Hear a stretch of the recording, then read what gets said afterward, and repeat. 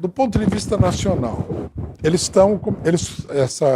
todo esse setor, eles comemoraram o indiciamento do Bolsonaro, né?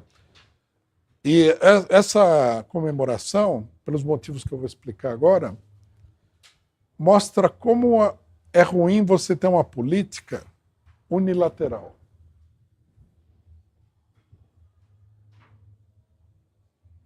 Porque eles reduziram o problema a uma luta de dois blocos: o bloco democrático e o bloco fascista. Só que acontece o seguinte: no bloco democrático,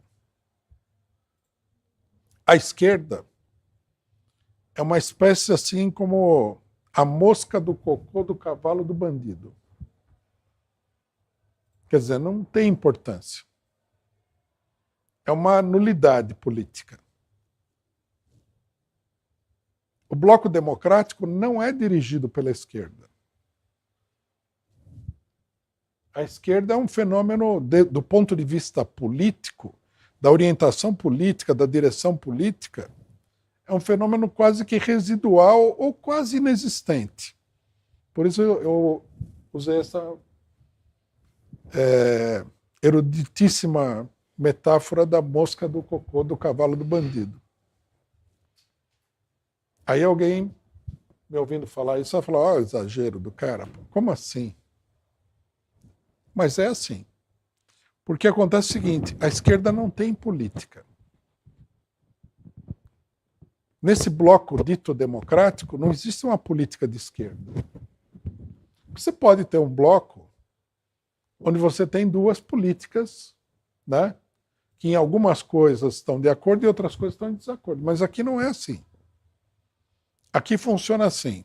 Vem o Alexandre de Moraes e fala: vou condenar a mulher do batom a 14 anos porque ela estava lá.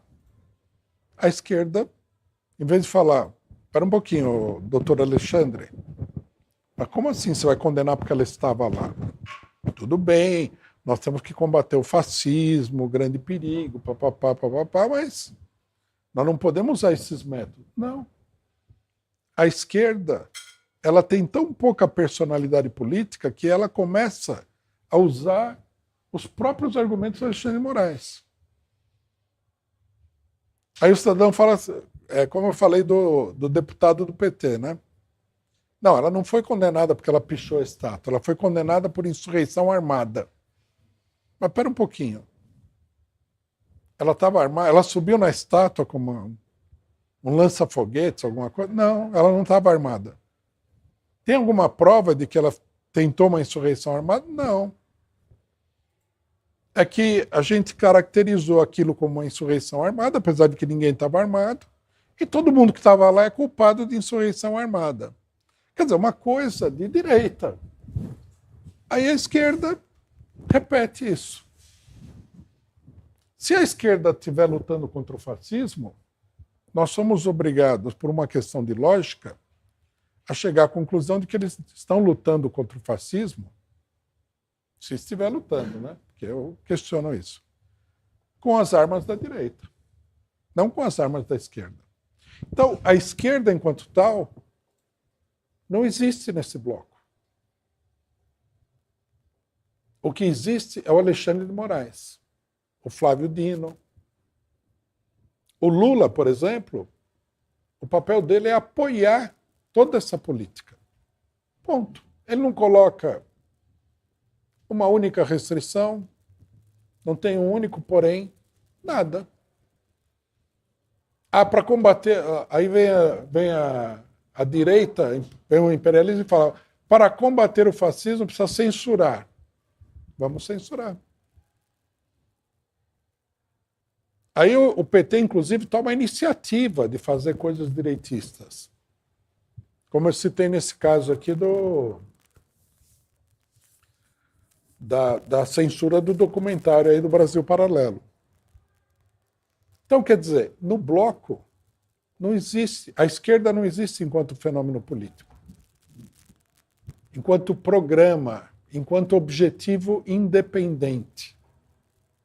Não existe. Só existe a direita. Então, quer dizer, o que nós temos aqui é uma luta entre uma direita e uma outra direita. Quer dizer, o Alexandre de Moraes de um lado, Rede Globo, todo esse povo, e o Bolsonaro. Qual que é a diferença entre um e outro? O pessoal vai falar que o Bolsonaro é golpista e os outros são democráticos. Mas o golpe do Bolsonaro, o que ele é acusado, é um golpe. Eu diria que é um golpe imaginário, mas vamos supor que não fosse imaginário. Seria uma intenção de uns malucos aí de dar um golpe. Na melhor das hipóteses. Já o golpe do Alexandre de Moraes derrubou a Dilma. Então, entre o golpe, né, que é o golpe Tabajara, na melhor das hipóteses, porque, na minha opinião, não teve golpe nenhum, e o golpe que deu certo, o pior seria o golpe Tabajara. Aí o Bolsonaro é um ditador. Mas quem impõe uma ditadura é o Alexandre de Moraes. E o Bolsonaro não impõe ditadura nenhuma. Aí alguém pode falar, porque ele não consegue. Tudo bem. Mas se ele não consegue, ele não impõe. O outro consegue. O que é pior? O ladrão que não consegue pular o muro da sua casa ou o ladrão que entra na sua casa? Então, você veja como é que é a situação, né? No final das contas, se a gente for ver bem, é o seguinte, o Alexandre de Moraes é muito mais antidemocrático do que o Bolsonaro, deu o golpe, foi bem sucedido em dar o golpe,